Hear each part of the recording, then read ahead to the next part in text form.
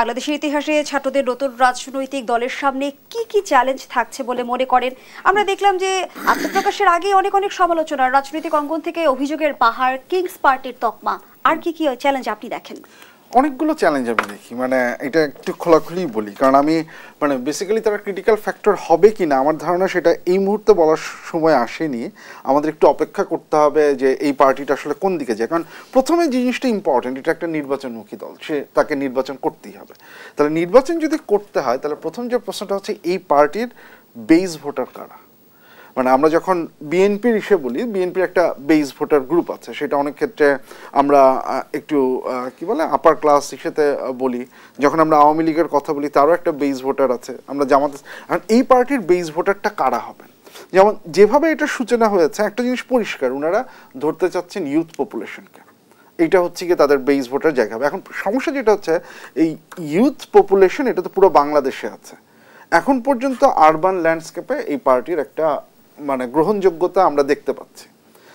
এখন এই urban landscape থেকে আমি রুরালি ছোট আমি কতদূর পর্যন্ত পেনিট্রেট করতে পারবো বা বিস্তার করতে পারবো ওই যে বিভিন্ন জেলা, সেটা একটা জিনিস। সেকেন্ড হচ্ছে আরবান ল্যান্ডস্কেপে যে ইউথ পপুলেশন আমরা দেখছি, তারা যদি, বা মিডল ক্লাস আমরা যেটাকে দেখছি, তারা যদি মোর এডুকেটেড বা একটু প্রোগ্রেসিভ ওরিয়েন্টেড হয়, আমি বলছি না পুরো প্রোগ্রেসিভ ওরিয়েন্টেড, তাহলে সেই ক্ষেত্রে পার্টির ইডিওলজিটাকে সেটার সাথে ম্যাচ করে আগাতে হবে।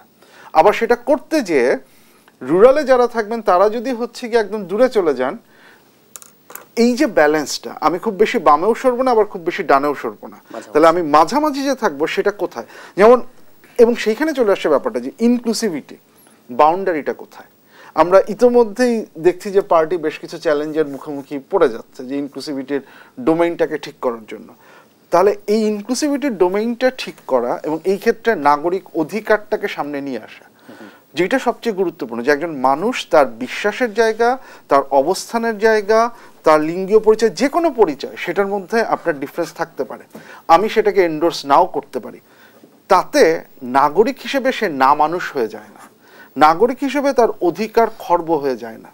এই রাজনৈতিক দলটা যদি এই অবস্থানটা, সেটা কতখানি, কারণ যেটা হচ্ছে যে রাজনৈতিক দলকে তো একটা ক্যালকুলেটিভ অবস্থার মধ্যে দিয়ে যেতে হয়, রাজনৈতিক দলটা সেটা কতখানি সে করতে পারবে, কারণ যে আরবান মিডল ক্লাস এডুকেটেড হিসেবে বললাম তাদের কাছে হয়তো এটা গ্রহণযোগ্য, আবার রুরালি যে আছে তার কাছে সেটা গ্রহণযোগ্য নাও হতে পারে।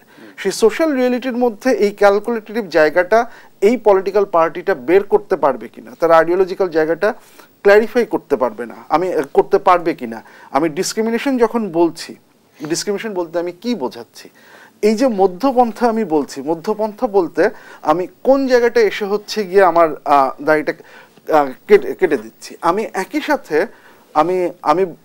সাথে হচ্ছে গিয়ে যে জিনিসটা গুরুত্বপূর্ণ, যে আমি বিভিন্ন ধর্ম, বর্ণ, জাতিসত্তার মানুষদেরকে কিভাবে নিয়ে আসছি, কারণ আপনি যত বেশি সাকসেসফুলি এটা করতে পারবেন।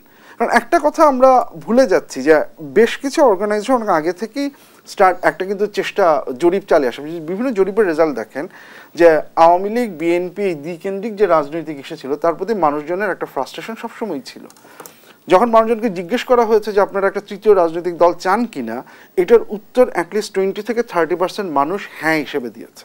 তাহলে এই 20 থেকে 30% মানুষ তারা বিএনপি বা আওয়ামী লীগ থেকে শিফট করতে আগে থেকেই রাজি ছিল।